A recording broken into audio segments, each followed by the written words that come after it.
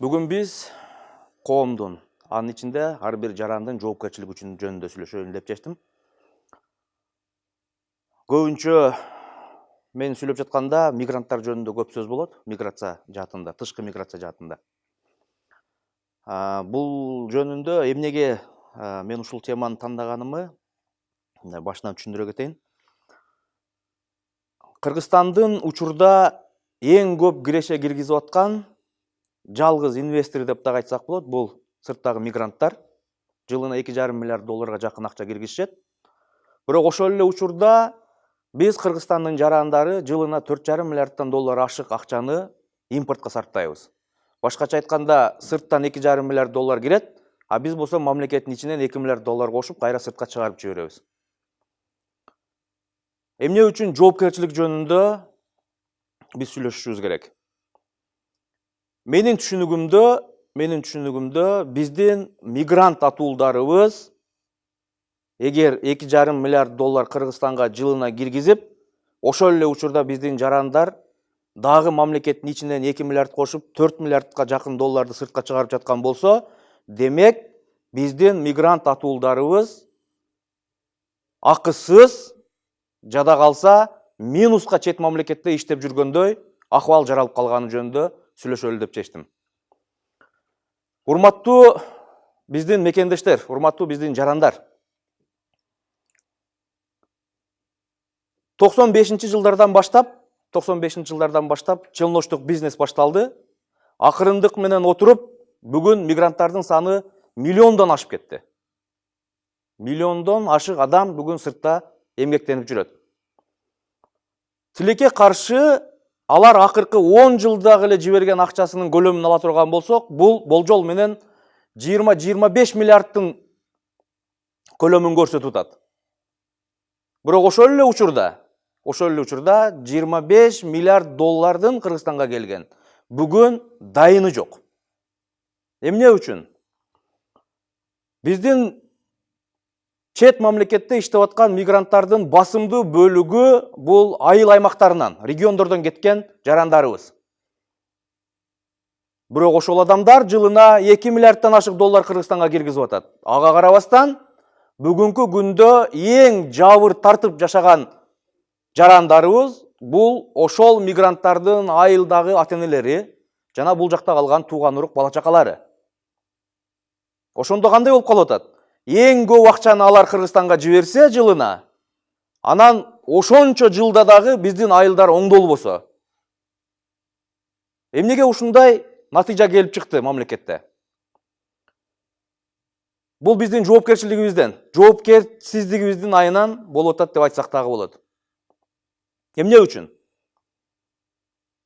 Мамлекеттин 4 миллиардтан доллар ашык карызы бар учурда.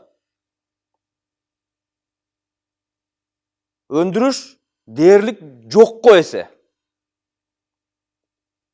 Жумуссуздук жана башка толгон токой көйгөйлөр мамлекетте. Ошого карабастан, эң бай өлкөлөр сымал, эң бай мамлекеттер сымал, биз бардык тамак ашты, кийим-кечекти сырттан ташып келип ичип жатабыз. Менимче 4 миллиардтан ашык доллар карызы бар эл, 1 миллиардтан ашык мигранты бары мамлекет сырттан ташып жегени менимче туура эмес бул. Сырттан карап турсаң Кыргызстанда жалаң эле шалтуруктар жашап атканга окшоп сезилет. Орок ора албаган, кетмен чаба албаган, эч нерсеге жөндөмсүз, бар болгону мигранттардын салганын жеп, ичип, жашаганга гана жөндөмдүү адамдай сезилет. Бирок ушуга окшогон мамилелер эки тараптуу жоопкерсиздикти алып келди бизде. Бул эмне болгон жоопкерсиздик?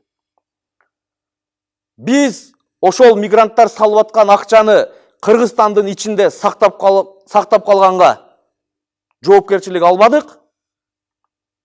Эл ошол эле учурда ал акчаны мамлекеттин ичинде токтотуп калууну сыртка чыгарбай, мамлекет да жоопкерчилик алган жок. Мындан келди, биздин мигранттар жөн эле бекер тала кезип, жөн эле иштеп жүргөндөй акыбал жаралып атат. Дагы бир көйгөй. Мына ушул Кыргызстандын аймагында бүгүнкү күндө 700 миңден ашык жаш балдар бакчага барыш керек. Тилекке каршы алардын 13% гана бакчага бара алат. 600 миңден ашык бала бүгүн бакчага бара албай атат. Биз алардын бактылуу балалыгын уурдап жатабыз. Эми ошол балдар жөнүндө сүйлөшөлү. Алар кимдер? Ошол 600 миңден ашык бөбөк кимдер? Эң өкүнүчтүүсү. Кыргызстандын ичинде жашап аткан адамдардын балдары аз гана бир бөлүгү. Ошол 600 миңден ашык бөбөктөр, 600 миңден ашык балдар. Бул жылына 2 миллиардтан ашык доллар мамлекетке инвестиция киргизип аткан мигранттардын балдары. Кыргызда жакшы сөз бар. Эшек иштейт, ат жейт деген. Дал ошондой көрүнүштү биз акыркы 20 жылдан бери жашап жатабыз. Алар иштесе, биз алар салган акчаны тойго, өлүмгө, житимге, кийимге, тамакка коротуп коюп, эч нерсе болбогондой жашап атабыз. Бирок ошол эле учурда жаштыгын, күчүн, бардык мүмкүнчүлүктөрүн жоготуп аткан биздин мигранттар алардын балдары бакчага бара албаса, алардын айылдары мурдагыдан дагы жаман акыбалга кептелип калган болсо, бул жакта кимдин жоопкерчилиги болушу мүмкүн? Кимдин? Биз айтабыз, албетте биз айтабыз азыр. Мамлекеттин жоопкерсиздигинин айынан ушул күнгө келдик деп. Мамлекет туура эмес кылып аткан үчүн ушинтип мигранттар көбөйүп атат деп айтышыбыз мүмкүн. Мейли, мен ошондой мисал келтирген адамдар менен дагы макул болоюн. Мейли, өкмөт дагы, жогорку кеңеш дагы, президент дагы, бийлик бутактарынын баары жаман деп коелу. Жаман дейли. Алар иштебей атат дейли. Урматтуу жердештер, урматтуу мекендештер. Бул адилетсиз түшүнүк. Мейли алар жаман болсун. А бизге эмне болду? Жөнөкөй, карапайым элге эмне болду? Биз наныбыздан баштап тузубузга чейин, майыбызга чейин баарын сырттан ташып келип жеп атабыз. Эмнеликтен? Баарыбыз майыппызбы? Же кетмен кармай албайбызбы? Же уроо кора албайбызбы? Эмнебиз биз? Дүйнөнү дүңгүрөткөн өлкөлөрдү деле биз де эле эки колу бар, эки буту бар адамдар курган. Биз кайдыгербиз. Биз акчанын кадырын билбеген эл болдук. Биз барды жеп жатып алганга үйрөнүп алдык. Мына мигранттар бизди ушундай жоопкерсиздикке үйрөтүп койду. Биз ошон үчүн мамлекет эмне жумуш кылып атканынан да кабарыбыз жок, өзүбүз эмне жумуш кылып атканыбыздан да кабарыбыз жок. Бар болгону ушак формасындагы саясаттан башыбыз чыкпай калды. Бири сатып кетти дейт, бири сатылып калдым дейт.